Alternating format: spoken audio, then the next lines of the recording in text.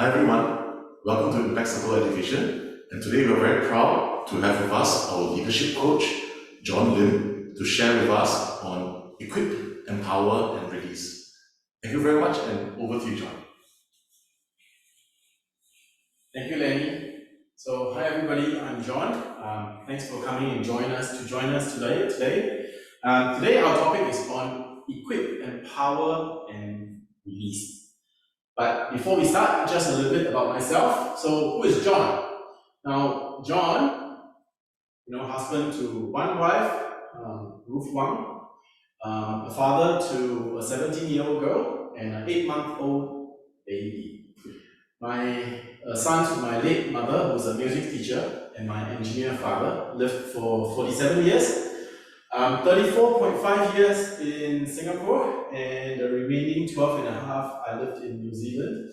So I've the best of different roles. I served in national service, so I did come back in between, and I graduated from Massey University with a business study degree. Had a privilege to serve with my father in his engineering company for the past 20 years, and while I still pursue my passion for leadership, for training and coaching, and about culture and values. So I'm a certified John Maxwell's team trainer, coach and mentor. I'm certified since 2011. I'm also ETA certified, so I'm qualified to teach for WSQ classes or One Skill Future classes.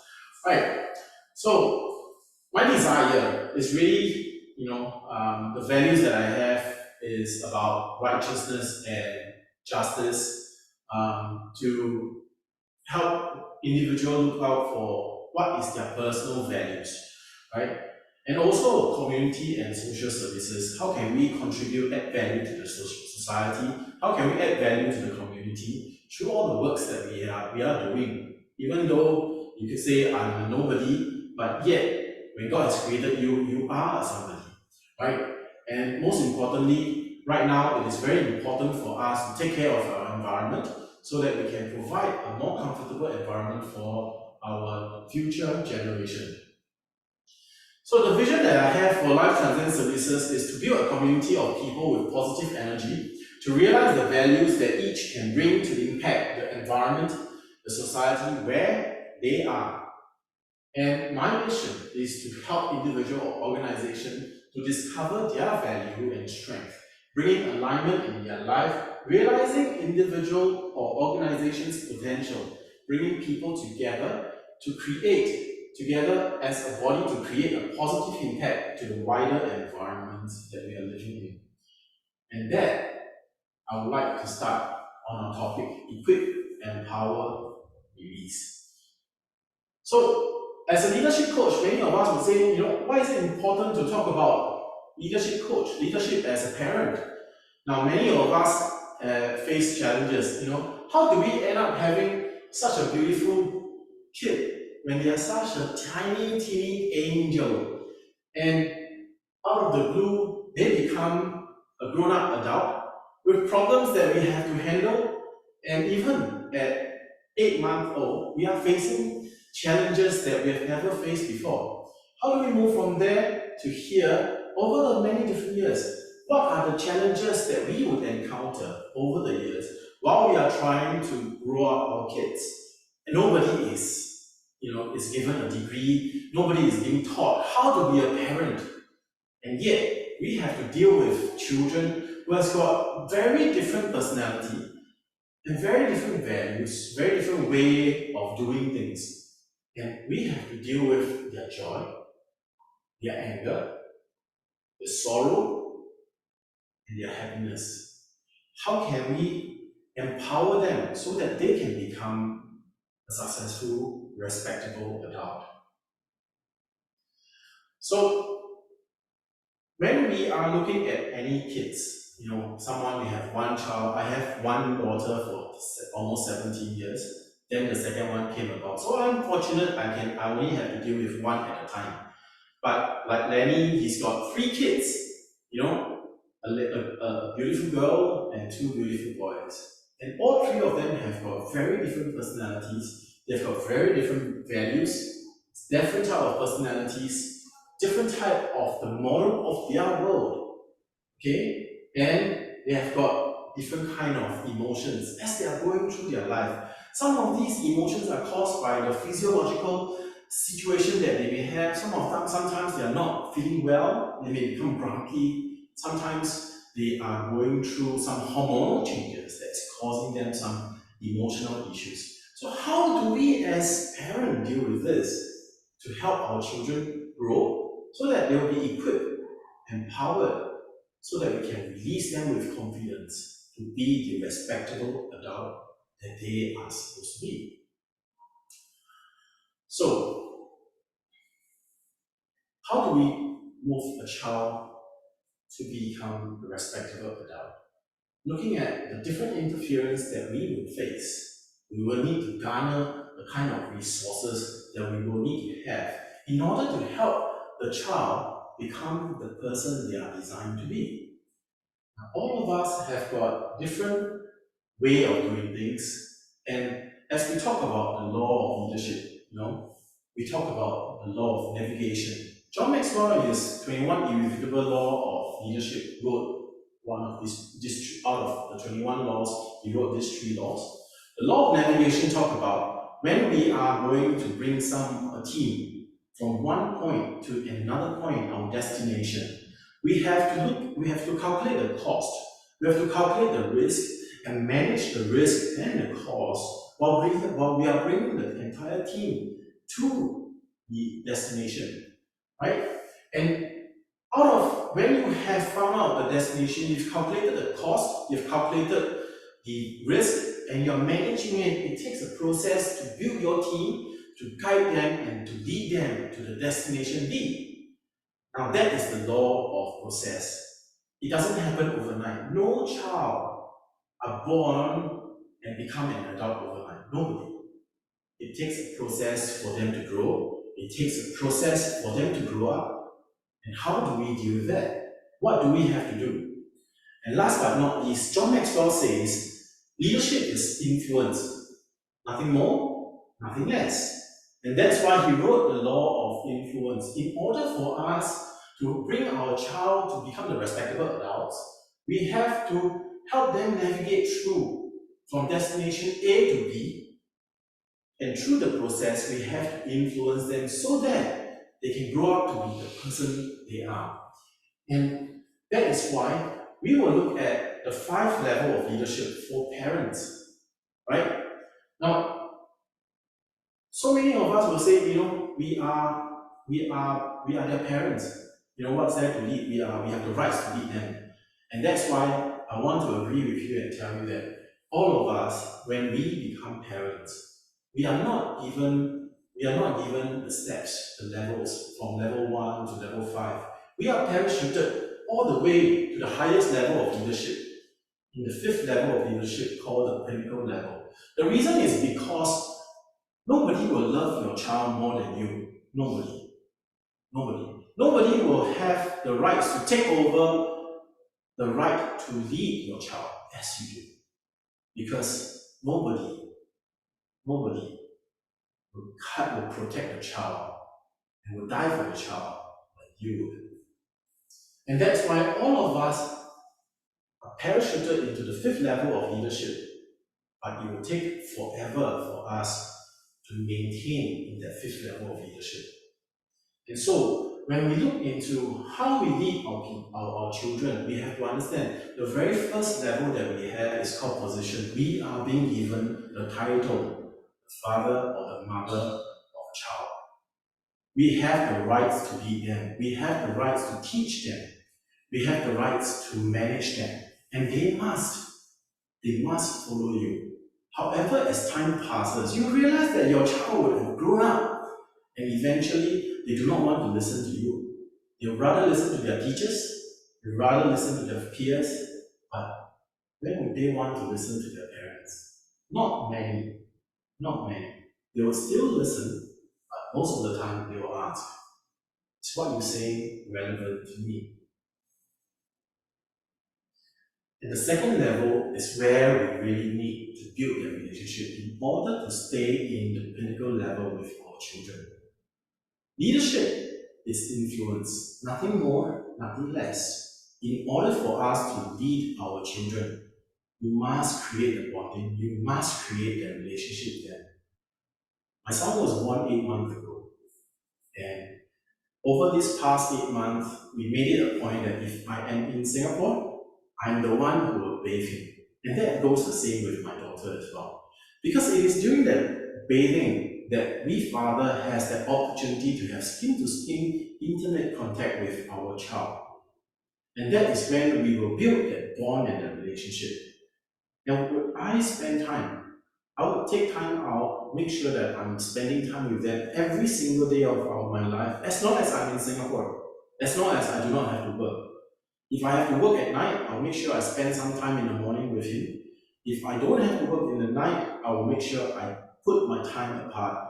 After I bathe him, I'll spend some time with him, with my wife, before he goes to sleep. And that is where we start to build that bond and the relationship. I just came back from Jakarta on Friday, and the moment I stepped into the room, he saw me and he was so excited. I walked over, and at 8 months, he would crawl to me. He would climb onto me and say, "Oh," and he wants me to carry him. And that's the kind of bond and the relationship that a father and a child would have. The relationship that a mother and a child should be even stronger, because the mother spends more time with the child than the father. And that's where we maintain their relationship. But how, as they grow up, can we continue to be closer with them? How can we, as parents, be able to talk heart to heart with them? Sometimes it's difficult because we parents tend to have a habit. Why you're not doing this, why you're not doing that. I remember I told my friend, I said, "Look here, you gotta treat your 5-year-old as a 5-year-old and not as a 15-year-old. Because they have not learned how to be the 15-year-old boy or girl. And as we grow up, we need to change ourselves to adapt to the changes that they face. I'm going to talk about the different stages of life later. So we will look at how we can deal and empower them, equip them and empower them throughout the different stages of their life later on. And as we move from the position state into the permission state, we grow to have that influence over our children's life. They give us the permission to lead them. And from there, we will look for opportunity to do things together with them. It may start off with the house chores, it may start off with doing things together, going out to planning for camp along the beach, or even going out for dinner together. We can plan all these things together.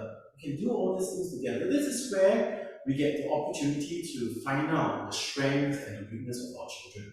And by doing that, we are able to help them develop further so that they can be equipped properly. It's quite difficult if you have a child who can't even is tone deaf, and he says go and learn how to play a piano or sing. That would be a problem because they will never excel in that program, and sometimes they will drag doing those. But if they are a brilliant mathematician and you bring puzzle like Sudoku to them, or you just bring patterns puzzle to them, they're going to enjoy it so much because that is their strength, and we learn to develop those. But there are things in life where we need to do whether we like it or don't, that we need to do whether it is our strength or our weakness. So what are those things that we need to help them to strengthen so that we can help them mitigate the threats that is affecting them, that can prevent them from becoming the person that they are?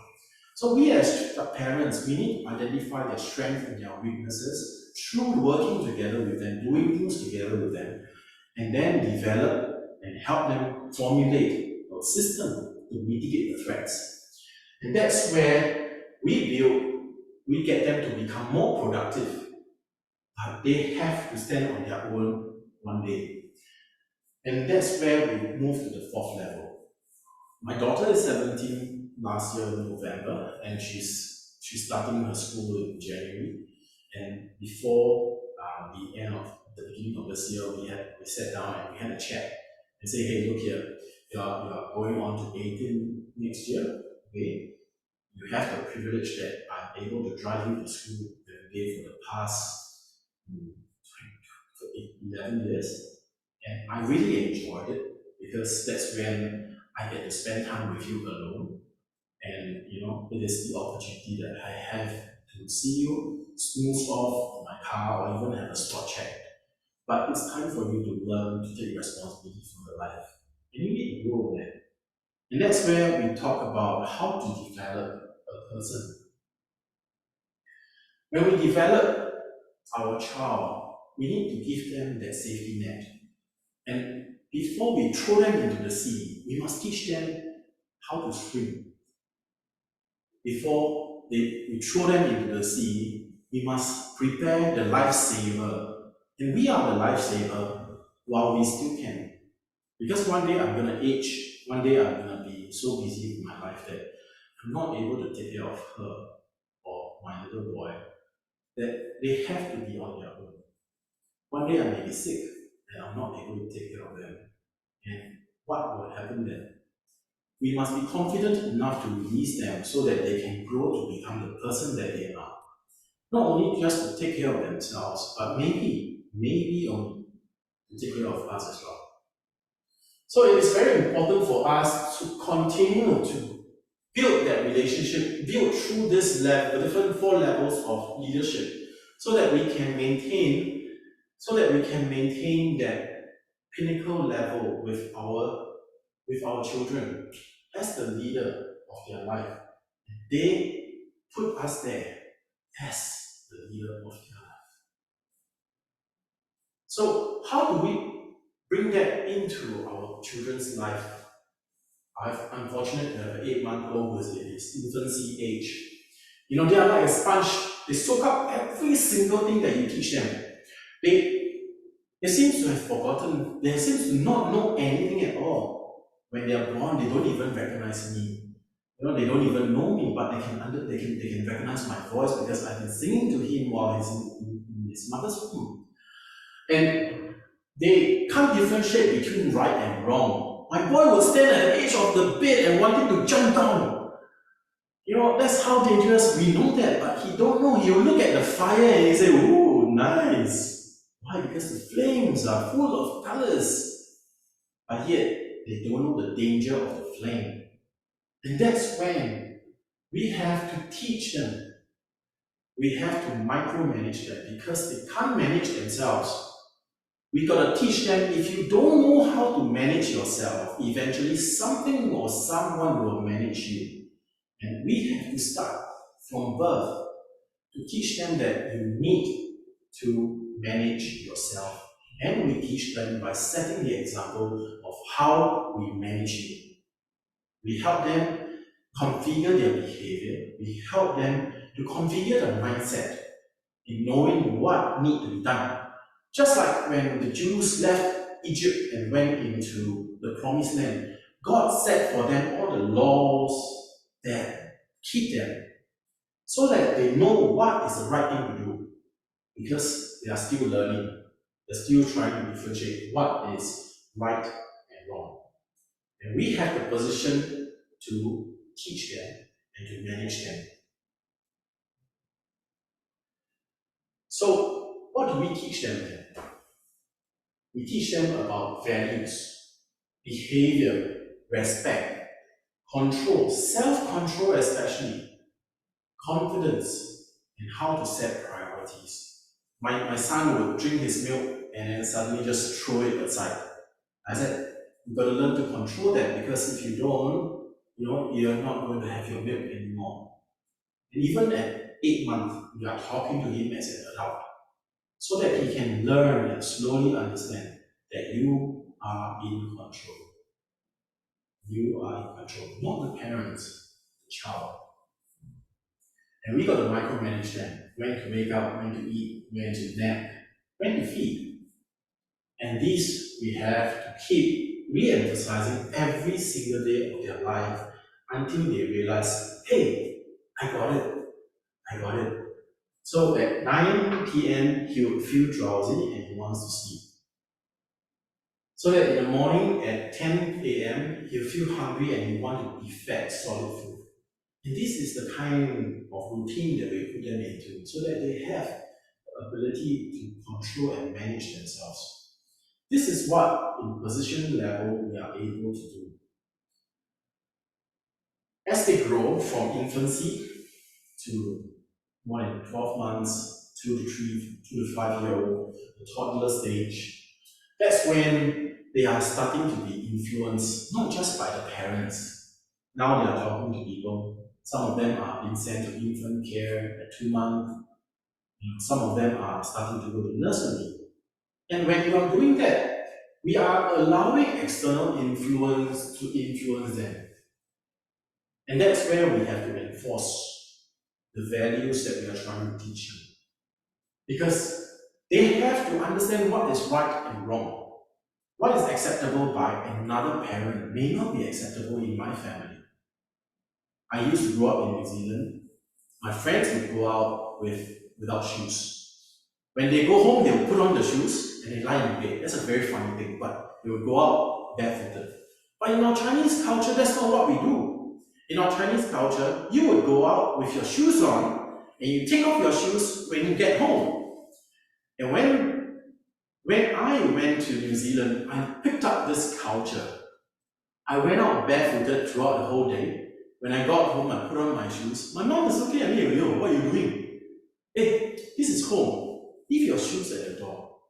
And I was like, oh yeah. I picked up some culture that I've been influenced by the Kiwis.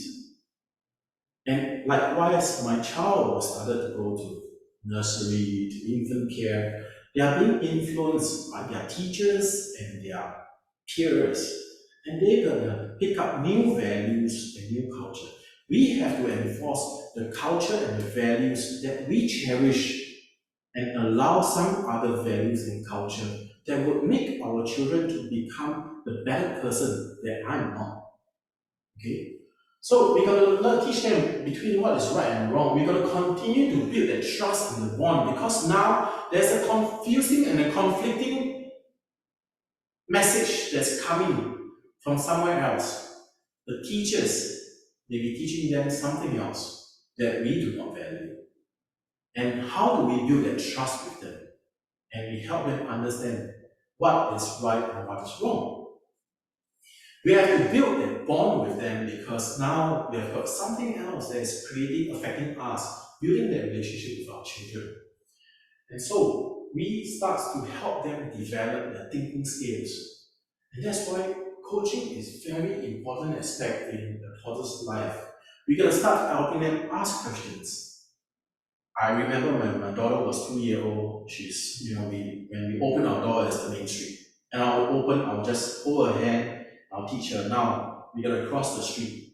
You look out to your left and to your right to see whether there's any car coming. Why am I doing that? Because if she opens the door herself and she runs out and there's a car coming, she may get knocked down. And so in order to prevent that, I start to teach her at 2 years old how to cross the road. I will get her to look around, check if there's any car coming before she crosses the road. And she does that, and one day she tell me, Papa, slow down, there's a car coming from that side. And that is when I know she had learned. She had thought, is it safe to cross? Is it okay for me to start moving? This is where she teach me instead whether I should cross the road. We gotta coach them in order for them to face the road. And that starts from the toddler stage. And so we still teach them the same values, behavior, respect, self-control, confidence, setting priorities. We still have to micromanage them for some of the children, but this time we have to enforce it. Because the only way we can drill these values and priorities and confidence into them is only when they realize the importance of it. And so we have to enforce it throughout the toddler's life. But this time around, we have to make sure they are thinking because they're getting curious. The teacher is teaching one thing, friends are saying another, and maybe their parents are saying something else. And yet my mom and dad may not be responding the same way.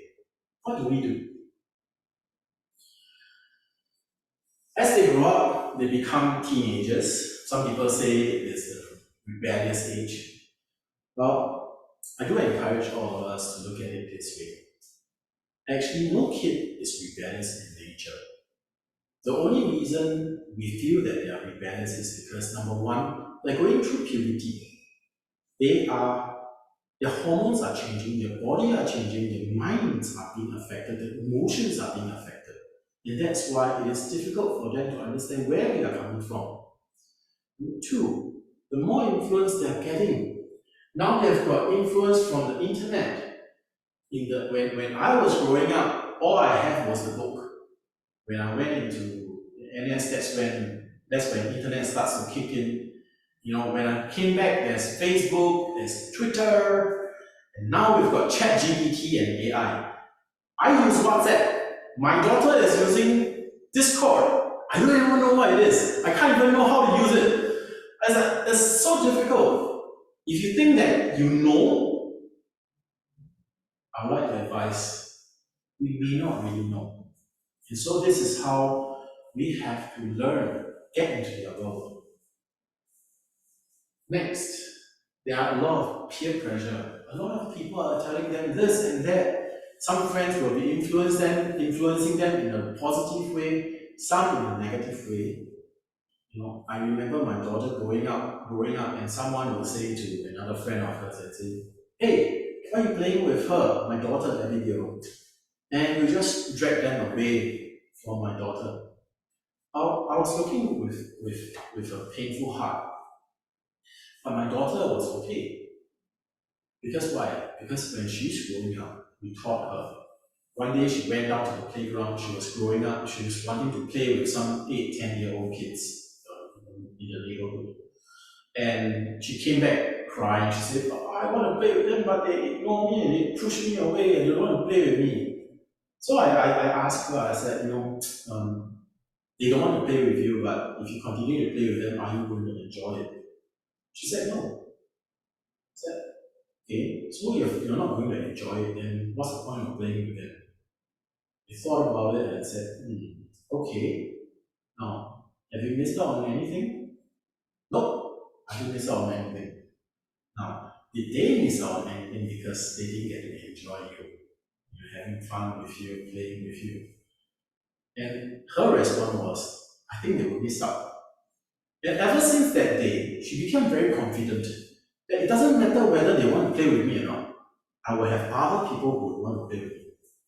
And she knows how to make friends and garner the people that would be her peers, be her support. And that's when we have to teach them the confidence to be who they are. It doesn't matter how people look at them, because how they are is how God created them. And that's the most important part.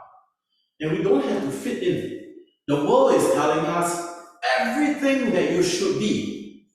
But how many people can be a doctor or an engineer? How many people can be a teacher or even a good teacher? How many can be our next prime minister? There can only be one prime minister, right? And so, how is it important that we need to fit in? If you are able to dress in my own clothes and be comfortable with it, and let me be the best person in my own clothes, so that I will excel in anything that I do. If you worry about not having money, when you excel in the things that you do well, the money will come. Trust me. It always does. So now, at this stage of our life, we no longer have water pouring into us, but the colored paint that will start to influence the way we look. And so it is very important that we as parents no longer, we've got to change the way of talking to our kids. We to teach them and manage them. Now we have to reduce the way we manage them. Now we try to manage their emotions. We try to manage the way that they handle things. We try to manage to make sure that they get up. They manage how they take responsibility for their life. But we have to do that through coaching, and we have to do that through mentoring. Some of you may ask me, then how do I do that? When our children get into that stage of their life, there's two things that matters to them. One is the heart. Nobody cares how much you know until they know how much you care. As a parent, you can tell them we are an engineer, we are a lawyer, but if we do not care about them, they will look for love somewhere else. For them, their heart will follow where the care comes from. The next is their personal development. How many adults today will change job because they're not learning anything anymore? We are a being that are always yearning to learn something new every day of our life. My kid is not like that. No, no, no, no. You realize that there's something that they're so passionate about. When we close the room door, they will be looking at those things and they will be so interested to learn more about it. When I talked to my daughter, I was so surprised. She knows so much about different kind of food, different kind of way of doing it, different kind of way of calling it. Japanese food, Italian food. I was surprised. And that's because she turned on her YouTube and she's learning all these things from the YouTube videos that she's watching. And so they are always learning. We are always learning. And that's when we as parents, we need to teach them, to coach them, to mentor them. Now, how do we do that? Our behavior is determined by the external experience that we have, that we will filter through our mind, that's determined by what we learn through the time and the space, the matter, the energy, the language, the memories, the decisions, the meta programs that we have, the values and beliefs that we have, and the attitude that we have. And through that, we will have an internal representation inside of us, and that could be portrayed as the emotions, and it will affect the physiological manner, the way we portray ourselves physically. How do we stand? How do we sit? And it will affect our state of mind. Once I was in China, I was talking to a little girl, no, she's not that little, she's in her mid-20s. And we was talking and she said, and I told her, I said, hey, look here, when you're talking to me, sit up straight, look up, because I can't hear you, and why are you so afraid of talking to me? Because you are affected by your emotions. Now sit up straight and talk to me with your head up, look into my eyes, and let's talk. And when she did that, the tone changed, the voice got louder, and the confidence that she has was being portrayed much better. And this is just by changing our physiological posturing. That will affect our state of mind. And through that, it will affect our behavior in our life. And this is a very important factor that we must learn in order to change that. Now, what has that got to do with coaching? You see, how we behave is determined by all these things. And when we're talking to someone, we meet up with someone, hi Lenny, how are you today? Then he reply me, I'm good. But what is good? Do you understand the meaning of good for Lenny? He could be going through something very stressful today. He could be facing some issue with the children today. He could be rushing from point A to point B today, and I know nothing about what he says is good. And when we coach someone, we are really trying to find out what does good really means. What is it that you say? What does it really mean? Oh, and so when we are coaching someone, we are trying to find out what is in their mind, the model of their world. What is their values? What is their personality like? All this will affect the behavior that they have. And so when we coach someone, it's important for us to realize that we have to understand some presuppositions of NLP or presupposition of coaching. Presupposition is some assumptions that we have. For example, for every behavior, there's a positive intention. Everybody does something for a good intention. You go to the cannibal tribe and you tell them that you cannot kill. They'll tell you, no, I gotta kill because I can feed my family. Now that is a positive intention that they have. To us, it is not the right thing to do. In fact, it is murdering someone. But to them, that is the right thing to do. And we have to inculcate the value to them that it is not right to eat the same kind. You can eat some pig, some pork, some beef, you can try some chicken and duck, but please don't eat human. Right? And that's when we have to educate them that in this world that we are living in today, we respect each other, we respect each other's life. And for some people, they respect also the animal's life when they decide to get vegan. And there's nothing wrong with that. We gotta assume that they have the mind on their own territory. They have their own world that they are living in that is affected by the different values that they have learned, the parents, the teachers, the peers. And how are they being how are these things affecting them? You know? And we have to understand their world. When you look at an iceberg, we only see about 20 to 30% of the actual iceberg. The rest of the 70% is under the sea. And in order for you to see that, you have to dive in to see. That's what coaching does. The next thing is whatever we go through our mind, it gets distorted by our unconscious mind. What have we learned in the past? It gets generalized by our unconscious mind about what we have learned in the past, and it gets deleted because of some experience we had experienced in our past. And we need, through coaching, we are trying to identify what are these things that has been distorted, generalized, and deleted in our child's life, so that as we grow up, we can reinstate some of those important values. When my daughter is growing up, she always greet people. And one day she stopped greeting people. In fact, she hides in the room. So we have to talk to her and say, hey, people are coming and you need to greet them. That is the basic courtesy that we need to show them. He said, no, everybody does that. People come to our house, they don't greet us.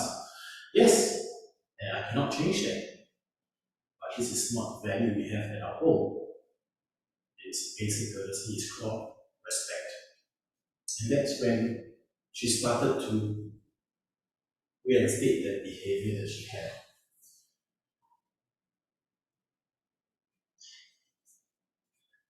So that's coaching.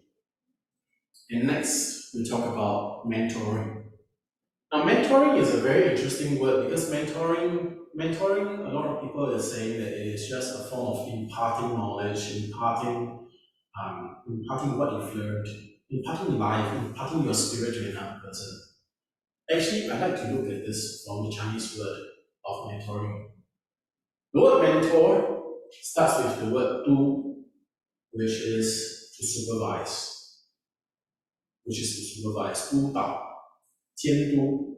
You supervise someone, you hold them accountable, you hold them responsible for the things that they are supposed to do. And that's the responsibility of a mentor.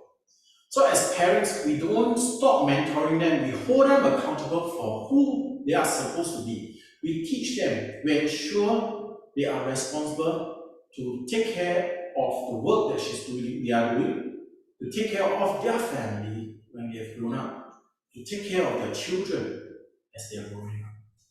We supervise them non-stop until the day we pass on. And next is Dao. We teach them, Dao, Jiao Dao. It's made up of two words.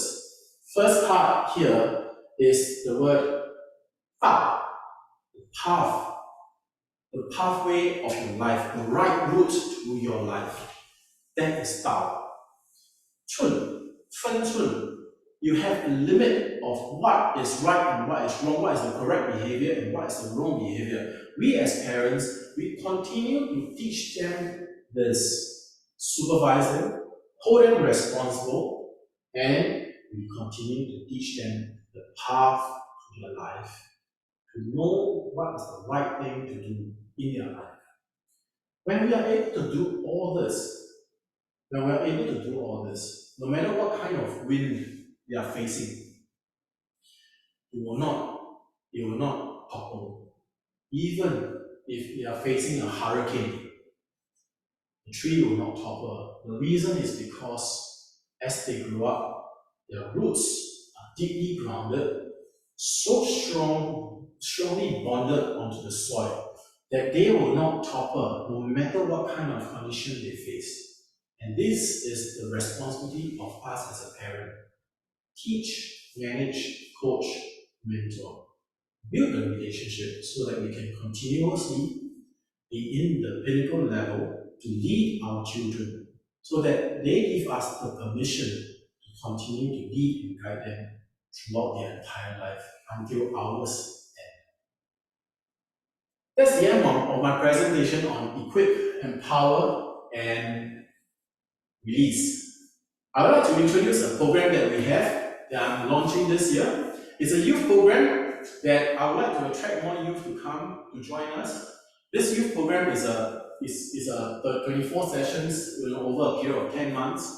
24 sessions, but it's about 38 hours. The first part of the session, the first term, we'll do a coaching between the parents, between myself and the child. But when I'm doing that, I also would like to be able to coach our parents as well. I work together with Indonesian handwriting analysts who analyze a child's handwriting. So through the analysis report, you'll be able to better understand your own child so that you will learn how to be able to communicate with them better, so that you will be able to influence them in the way that they deserve to be influenced. The second term, what we do is we'll go through this book called Today Matters. Today Matters talk about the 12 daily do's of your life, of our life. And the most important person that we need to lead is not others but ourselves first. How do we lead ourselves? As youth, as they are growing, they need to learn how to lead themselves. And we teach them the 12 daily do's that's written by John Maxwell, the 12 things that he does daily in his life, so that they can become a better person, a better leader to lead themselves. And lastly, on the third term, we'll all sit down together with all the kids, all the youth, and we'll plan a community program. We want to return and want to pay it forward to the society. And we can do it in a very small way. Some people say, a little boy was picking up starfish and throwing back into the sea. Someone asked him, you can't save all the starfish, so why are you doing that? He says, yes, that's correct. I can't, but I can do with that. I saved that one. And that really matters. We can't save the entire world. We can't help all Singaporeans, but we can do something for a small group of people with the small things that we have in our lives. Even as youth, I would like to get them to learn that we can contribute back to the society and pay it forward. My normal charges for coaching is $100 to $150 an hour. But for the youth, I'm not going to charge them the $100, $150. In fact, I'm not even charging parents for the coaching. For the entire program, I'm charging $1,600, which is half of what I'm doing, 38 hours of work that I do together with all my kids. So if you're interested to put your kids on this program, please sign up with us so that we can get the kids together and we can start planning something to help them. All this program will be done sometimes face-to-face, sometimes we'll do it over Zoom.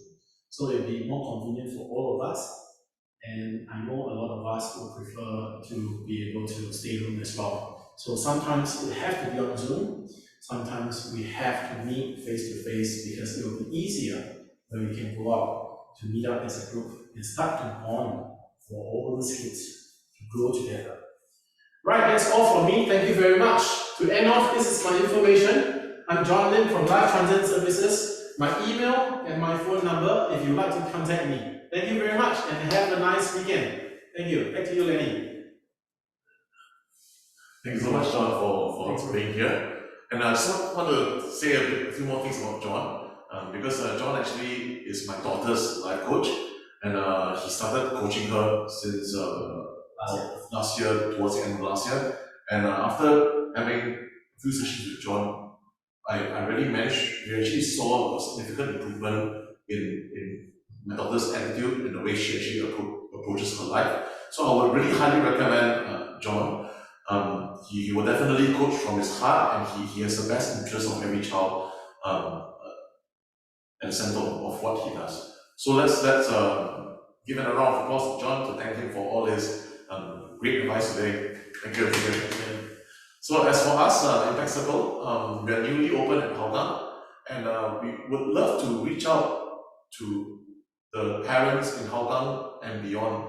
So if you enjoyed this talk, please do look out for our upcoming talks. We have a series of really wonderful speakers who will share from experience and advice, and so that we as parents, we can actually get some inspiration. Because I don't know about you, even though I'm a parent of 3 kids, it's nice to have some inspiration and some advice from other parents as well. So please look out for our other talks and spread the word about this. And this is actually part of our community outreach, and we do this without any charges at all. So thank you very much, and with that, we come to the end of today's talk.